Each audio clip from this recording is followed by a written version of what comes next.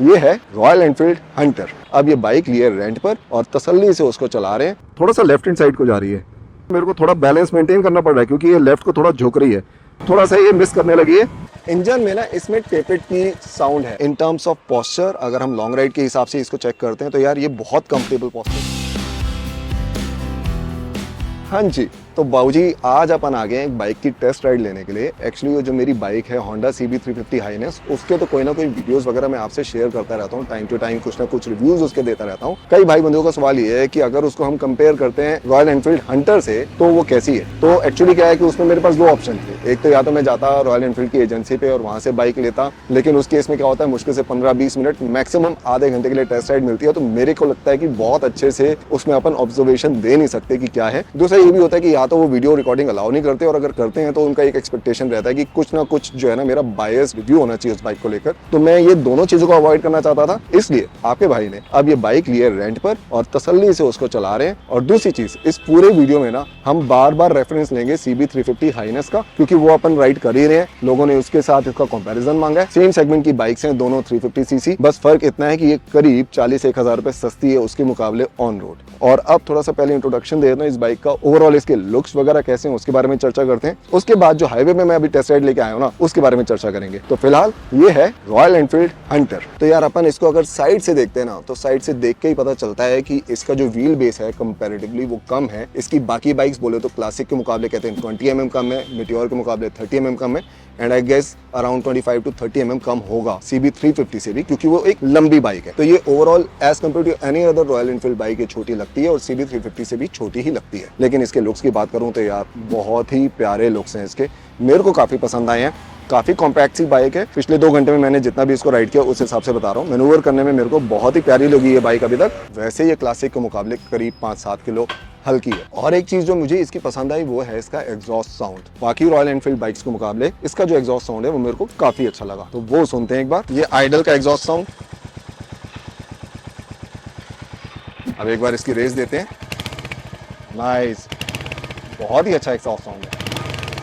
Classic meteor दोनों से better, much better exhaust sound. CB350 still थोड़ा बेटर है, उसके पीछे सिर्फ एक रीजन है। अब मैं आपको यहाँ लेके चलता हूँ इंजन की साइड। इंजन में ना इसमें टेपेट की साउंड है as compare to any other Royal Enfield model. इसमें टेपेट की साउंड कम है, लेकिन वैसे इसमें साउंड है।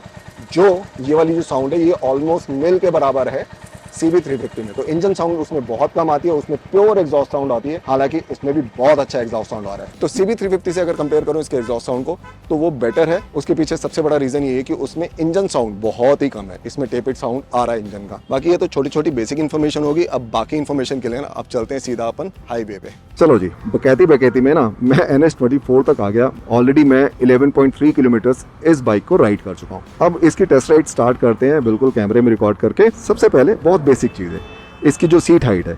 मेरी हाइट है 5'10", बिल्कुल प्यार से जो है ना दोनों साइड मेरे पैर एकदम आराम से नीचे टिक रहे हैं। सीट हाइट अराउंड 800 mm है, एकदम एप्रोप्रिएट है। मतलब जिस तरीके से मेरे पैर लग रहे हैं नीचे, मेरे हिसाब से 5'4", 5'5" तक की जिसकी हाइट होगी ना वो भी इसको कंफर्टेबली हैंडल कर लेगा, कोई प्रॉब्लम आनी नहीं चाहिए। चलो अब अपन इसको शूट एंड शूट दौड़ाते हैं। ऑलराइट, तो 0 से अपन ने डाली पहली गियर। पिकअप बढ़िया लग रहा है। 30 पे पहुंच के दूसरी गियर, पहुंच गए 50, तीसरी गियर डाली, 70 पहुंच गए तीसरे गियर पे। ओके, तीसरे गियर पे अपन 80, 85, 90। ऑसम, तीसरे गियर पे 100 पहुंच गए। अब थोड़ा सा ये मिस करने लगी है। पिकअप बढ़िया यार, तीसरे गियर पे अपन 100 पहुंच गए और बहुत जल्दी पहुंचे। अब मैं 4th गियर पे आ गया हूँ, 60 पे आके दोबारा से बाइक को उठाते हैं। 80, 100, वेरी नाइस यार, pickup is nice. I must say कि 100 तक बहुत इजीली पहुंच रही है बाइक। तो नेट यार जो अभी तक की पिकअप की कहानी है वो ये है कि 4th गियर पे 100 बहुत इजीली पहुंच रहे हैं। तीसरे गियर पे भी इवन 100 पहुंच गए थे। 100 पे आके हल्का हल्का मिसिंग करने लगी थी। तो तीसरी गियर पे अपन 75-80 तक बहुत कंफर्टेबली पहुंच रहे हैं।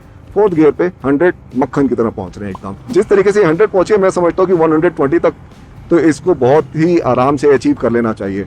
बाकी ये कितना अचीव करती है, कोई हंटर ओनर इस वीडियो को देख रहा है तो प्लीज इसके बारे में बताना कि मैक्सिमम आपने कितनी स्पीड तक इसको चलाया है।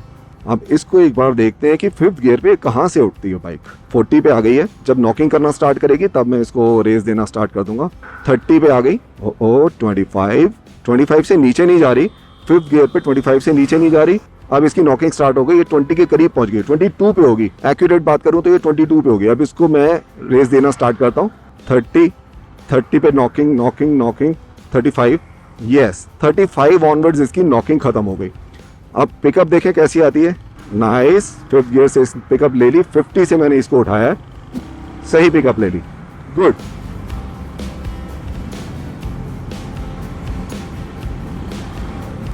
वेरी नाइस यार, नेट 50 ऑनवर्ड्स इसने पिकअप बढ़िया लेनी स्टार्ट कर दी थी। इसी रेशो की मैं CB350 में बात करूं तो मैंने अभी उसका वीडियो बनाया था। एग्जैक्टली मुझे ये ध्यान है कि अराउंड 45 तक वो नॉकिंग करती है, उसके बाद हल्का हल्का पिकअप लेती है। 50 ऑनवर्ड्स वो कंफर्टेबल होती है, लेकिन सही पिकअप वो 70-75 ऑनवर्ड्स लेती है। जो ये 50 ऑनवर्ड्स ही ले रही है, बढ़िया पिकअप। गियरिंग रेशियो के मामले में नो डाउट ये CB350 से बेटर है, रादर मच बेटर है। 5th गियर पे चल रहे हैं ना, तो कंफर्टेबली क्रूज कर सकते हैं कहीं 50 से लेकर 110 तक, तो उस दौरान अपने को इतनी गियर चेंज करने की जरूरत है नहीं। तो ऐसा है कि अब ने इसकी टेस्टिंग अपन ने हाईवे वगैरह पे कर ली, अपन सिटी की साइड चलते हैं और बात करेंगे इसके कंफर्ट के बारे में। तो कंफर्ट में अलग अलग 3 चीजें आती हैं, बोले तो शॉकर्स, इसका सीटिंग पोस्चर और सीट की क्वालिटी। सीट की क्वालिटी बोले तो उसमें कितनी सॉफ्टनेस है और उसकी शेप कैसी है। एक बार बढ़िया जगह देख के वहां पे रोक के इसके बारे में बात करते हैं।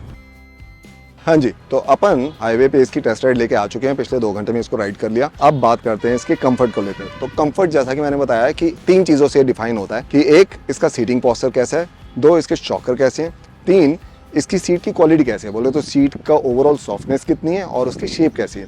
तो सबसे पहले ना हम इसके पोस्चर को लेकर बात करते हैं। ये इसका ओवरऑल पोस्चर है, राइडिंग पोस्चर। अब अगर आप ध्यान दोगे तो वो मेरे को हैंडल तक पहुंचने के लिए हल्का सा आगे को बेंड होना पड़ रहा है, बिल्कुल स्लाइटली सा, मे बी 90 डिग्री का मेरा 80 डिग्री एंगल बन रहा होगा। और उसके बाद जो मेरे लेग्स हैं वो नीचे को ऐसे आ रहे हैं, ये करीब जो एंगल बन रहा होगा वो मे बी 100 या 110 डिग्री बन रहा होगा। लेकिन द कंसर्न है कि जो मेरे पैर है वो यहाँ से बेंड होकर पीछे को जा रहे हैं। तो ये जो एंगल है मेरे थाई से लेकर काफ तक का जो एंगल है वो अराउंड 70 डिग्री होगा। और उसकी वजह से अगेन क्या हो रहा है, फाइनली जो मेरा फुट का एंगल है विद दिस लेग वो भी अराउंड 70 डिग्री है। इन टर्म्स ऑफ पोस्चर अगर हम लॉन्ग राइड के हिसाब से इसको चेक करते हैं तो यार ये बहुत कंफर्टेबल पोस्चर नहीं है। इसमें अपन थोड़ा जल्दी थक जाएंगे। जैसे कि पिछले 1.5-2 घंटे से मैं बाइक को राइड कर रहा हूँ तो मेरे पिच्चू पे जो है ना थोड़ा स्ट्रेस पड़ना स्टार्ट हो गया है। तो बहुत लंबे राइड्स के लिए ये बहुत ज्यादा कंफर्टेबल पोस्चर नहीं है। आई मीन अगर अपनी बैक स्ट्रेट, पैर स्ट्रेट और ये नीचे को बिल्कुल स्ट्रेट आए तो काफी अच्छा कंफर्ट बनेगा एज कम्पेयर टू ये जो पोस्चर है इसमें। अगर मैं इसी पोस्चर की बात करूं होंडा CB350 में, हाईनेस में खास करके, तो उसमें पोस्चर जो है ना बैक ऐसे ही रहता है, इसी एंगल में रहता है, लेकिन पैर थोड़ा सा आगे रहते हैं। तो इसको मुकाबले कह सकते हैं वो थोड़ा कंफर्टेबल पोस्चर है। खैर ये हो गई इसकी सीटिंग पोस्चर की बात। अब बात करते हैं इसकी सीट की क्वालिटी की। तो सीट की क्वालिटी में देखते हैं सॉफ्टनेस। यार सॉफ्टनेस जो है ना वो बिल्कुल एप्रोप्रिएट है, क्योंकि अगर इससे कम सॉफ्टनेस होगी तो वो थोड़ी हार्ड साइड में आ जाएगी। ज़्यादा सॉफ्टनेस भी अच्छी नहीं होती, उससे पिच्छू दर्द करने लग जाते हैं। तो सॉफ्टनेस के मामले में मुझे लग रहा है कि ये बिल्कुल एप्रोप्रिएट है। दूसरी चीज़, राइडर के लिए कितनी बड़ी सीट है, राइडर के लिए ठीक ठाक सीट है। द ओनली थिंग जो ये जो स्लोप आ रहा है ना, तो अपने पास जो कंफर्टेबल सीटिंग स्पेस रह जाता है वो सिर्फ इतना रह जाता है। उसके बाद तो ये स्लोप ही चालू हो गया। तो इस वजह से कह सकते हैं कि यार इतना ज़्यादा कंफर्ट नहीं मिल पा रहा। ऑल्दो यहाँ जो बट सपोर्ट है वो सही मिल रहा है, लेकिन इस स्लोप की वजह से इसका कंफर्ट थोड़ा सा कम हो जाता है। अब बात करते हैं पिलियन राइडर की। तो पिलियन राइडर की सीट तो आप देख ही रहे हो कि बहुत ही छोटी है और रादर वो पीछे जाते जाते ना इस तरीके से नैरो हो जाती है। मुझे लगता है कि यार पिलियन राइडर बहुत ज़्यादा टाइम तक इस पे कंफर्टेबल फील नहीं करेगा। सीट की क्वालिटी के टर्म्स में ऐसा, और शॉकर के टर्म्स में यार अभी तक मैंने इसको हाईवे पे चलाया है। इवन जो सिटी में मैंने जितना भी राइड किया उसमें अभी मेरे को बहुत खास गड्ढे या फिर स्पीड ब्रेकर मेरे को नहीं मिले हैं अभी तक। जिस भी एरिया में मैंने राइड किया तो उस हिसाब से मेरे को एज सच शॉकर में कोई प्रॉब्लम लगी नहीं है। ठीक ठाक शॉकर्स हैं। चलो भाई लोग, अब चर्चा हो गई इसके सीटिंग पोस्चर के बारे में। एक बार दोबारा से हाईवे की तरफ चलते हैं, क्योंकि मैं चाह रहा हूँ कि इसका ना एक बार लगे हाथ वॉबलिंग टेस्ट भी कर ही लें, क्योंकि हाईनेस में तो वॉबलिंग को लेकर बहुत सारे सवाल आते हैं। इसमें देखते हैं कि क्या कंडीशन है वॉबलिंग की। आगे दोबारा से NH24 पे अपन 60 की स्पीड पे अपन हाथ छोड़े, एकदम टकाटक के मामला। वॉबलिंग नहीं हो रही, लेकिन ये थोड़ा सा लेफ्ट हैंड साइड को जा रही है। वॉबलिंग नहीं हो रही, मेरे को थोड़ा बैलेंस मेंटेन करना पड़ रहा है क्योंकि ये लेफ्ट को थोड़ा झुक रही है। एक बार थोड़ा सा हाई स्पीड पे लेके जाते हैं, उसके बाद चेक करते हैं इसका स्टेटस। ये पहुंचने लग रहे हैं अपन 80। अरे भाई ये तो कार्स आ गई आगे। हाँ वॉबलिंग नहीं है, 80 पे छोड़ा मैंने। वॉबलिंग नहीं है और सीधा चल रही है, अब लेफ्ट को नहीं झुकी। वो हो सकता है पिछली बार रोड की वजह से झुकी हो। 80 पे नो वॉबलिंग, पूरा यहाँ 40 तक ड्रॉप हो गई है स्पीड और अभी तक कोई वॉबलिंग नहीं है, एकदम टकाटक है मामला। 90 पहुंच गया अपन और ये नो वॉबलिंग यार।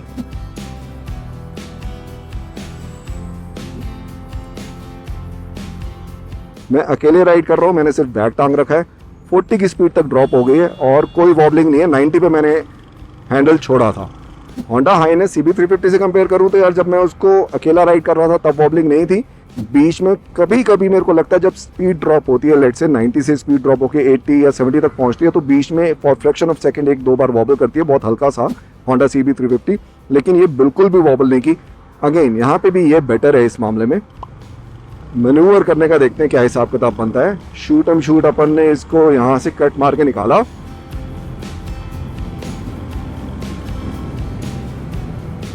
ब्रेक्स भी दुरुस्त है यार, नाइस है। ओवरऑल मैंने जितने भी बाइक राइड की उसके हिसाब से मेरे को काफ़ी पसंद आई है bike.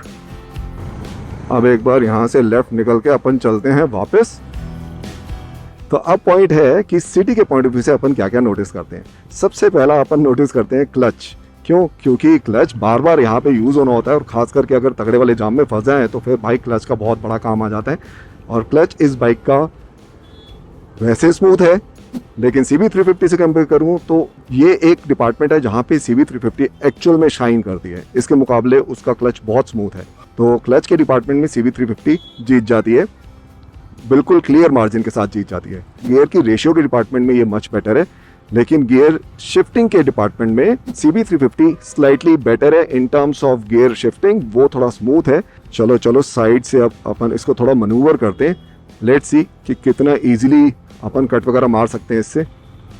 Right, balance is good.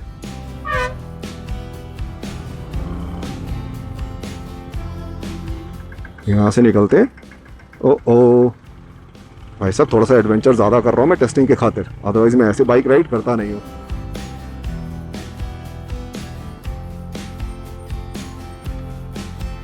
पहुंच गया अपन स्टोन हेड बाइक्स, जहाँ पे अपन ने बाइक रिटर्न करनी है। टोटल ये चल चुकी है 70.4 किलोमीटर इस ट्रिप में और यही 2 बार्स बाकी हैं। जब मैं लेके गया था तब भी यही 2 बार्स बाकी थे।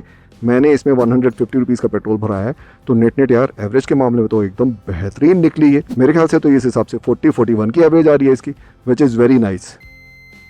हाँ जी, तो उम्मीद है कि ये वीडियो देख के आपको काफ़ी क्लैरिटी मिली होगी कि आपके यूसेज के हिसाब से आपको कौन सी बाइक ज़्यादा सूट करेगी। एक समरी के तौर पर हर प्रैक्टिकल एस्पेक्ट्स के हिसाब से इन दोनों ही बाइक्स का कंपैरिजन इस स्क्रीन पर आ रहा है। ये स्क्रीनशॉट आप ले सकते हैं। प्रैक्टिकल एस्पेक्ट्स बोले तो ऑन पेपर्स फिगर से हट के बाइक कैसी फील होती है ऑन रोड, उन सब एस्पेक्ट्स को कवर करने की मेरी कोशिश है फ्रॉम राइडर्स पर्सपेक्टिव। अगर आपको लगे कि इस चैनल पर मिलने वाला कंटेंट आपको कोई वैल्यू क्रिएट करके दे रहा है तो प्लीज़ वीडियो को जरूर लाइक एंड शेयर करना और चैनल को सब्सक्राइब करना, ताकि यूट्यूब आंटी को भी पता चले कि आपको ये चैनल पसंद है और आप ही के सपोर्ट से चैनल को ग्रो करने में हेल्प मिलती है और मुझे बहुत सारी मोटिवेशन। और हाँ, एक बहुत ही इंपॉर्टेंट अपडेट, मैं अपनी बन लो बोले तो होंडा हाइनेस से जाने लग रहा हूँ एक बहुत ही जानदार ट्रिप पर। वो रोड ट्रिप ऐसा कि इंडिया में ऑलमोस्ट हर राइडर का ड्रीम होता है उस ट्रिप पे जाने का। माने ये गेस करना तो अब आपके लिए बहुत ईजी हो गया कि मेरी कहाँ की तैयारी होगी। फिर जरा गेस करके कॉमेंट करो कि मैं कहाँ की ट्रिप की बात कर रहा हूँ। जल्दी ही डिस्क्लोज करूंगा कि मैं कौन से ट्रिप पे जा रहा हूँ। और इसके अलावा और कौन सी बाइक पे ऐसा ही वीडियो देखना चाहोगे ये भी कॉमेंट बॉक्स में जरूर बताना। बाकी कोई भी क्वेरी हो मुझसे डायरेक्टली कनेक्ट करने के लिए आप इंस्टा या FB मैसेंजर पे कनेक्ट कर सकते हैं। और मिलता हूँ अगले वीडियो में। Till then take care, bye bye.